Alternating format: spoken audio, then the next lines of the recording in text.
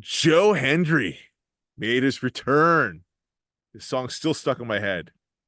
Elite Rockers X at Elite Club S0B. In all caps here, Joe Hendry has won his debut match in the WWE, a megastar in the making. Yeah. What a start with a fire emoji.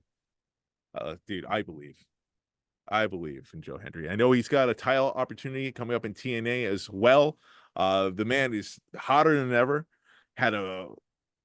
He ended pretty much the show, the NXT Heat Wave as well, with his last little It was that vignette. about. Yeah. Yeah. But I have to ask you, true or false? Joe Hendry will be a world champion by year's end. Which champion? Notice I didn't say that. I would probably say true. It's a bottle rocket on this man. He's electric. The most electrifying man in sports entertainment right now. He really is, which is wild. Except for that friend that I was talking to you about. He doesn't believe. So how can you not believe right now? take his tastes for what you will. Moose is on fire, man. Moose is holding it down. The system factions dominating TNA right now. They're on fire, but he's had a championship for a while now. You got to give it to Joe Hendry. Maybe Moose wins it back when he leaves. I don't know how long left on his contract, but he has to be WWE bound when his Moose contract's up. or Joe Hendry? Joe Hendry. Both. Hopefully both. But Joe Hendry, absolutely. I'm waiting for Moose to make an appearance next. But I'm actually what I'm doing looking up right now is I'm looking up to see Joe Hendry's contract because I don't know what his contract status is right now in TNA.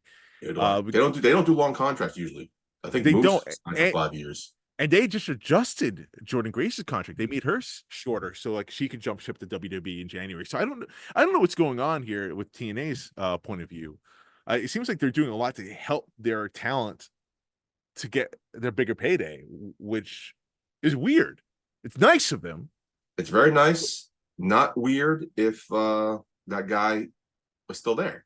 I'm drawing a blank on his name for some reason. But the guy they fired. D'Amore. Scott D'Amore. Thank you, Scott D'Amore. Thank you. Totally drawing a blank. That's something like Scott D'Amore would do. That was what his felt like TNA's role was, to help bring people in and then help elevate them to the next level, or help bring them in when they're lost and help them find their way again. But in this, it seems like WWE just taking wherever the fuck they want now. Like, we're going to help you, but then we're just going to take all the stars. Maybe the Rascals are back in NXT. That was a nice reunion. Okay. Good for, I keep calling him Pete Wentz for some reason. No. Zach Wentz. Zach Wentz. Happy he's back. We got the ovation that he got for coming back. Now they seem to be together, so will they get together on both NXT and TNA? We'll find out. TNA tapes in advance. We'll find out in a couple weeks. But this partnership's hot. I think NXT is getting the brunt of everything. I think TNA would do better if it was live. Yeah, on a prominent network. And their talent, they're going over. Like Joe Hendry got the win over Sean Spears. Jordan Grace, I forgot who she pinned. Well, she pinned Tatum Praxley at TNA, but like she pins an upcomer, Stevie Turner. Thank you. She pinned Stevie Turner and an NXT program, and she had a very good showing when she faced Roxanne. Now the Rascals have to win the tag team titles, or else why you bring these guys back? Right. And guys do Freebird style rules. So these guys, these guys and girls, they look like $1 million. Yeah. So it's funny because oh God, AEW people are gonna fucking crucify me for this. But looking back when AEW's partnership with TNA, it was obviously one-sided, but WWE is really making TNA look awesome. Yeah, I think so. You want to tune into TNA if you guys can fucking find it where you guys are. Yeah, it's hard to find. But like you said, you don't watch TV. A lot of people don't watch TV nowadays. It's all about clips and YouTube stuff. So I wonder what how their views are on their social medias. If that's what's going up and up. Especially the younger audience, like the Gen Zs and younger. Yeah. Like Joe Hendry, everyone in that audience knew who Joe Hendry was, obviously. Like they were singing along to a song word for word. And that's more social media, I think, than anything.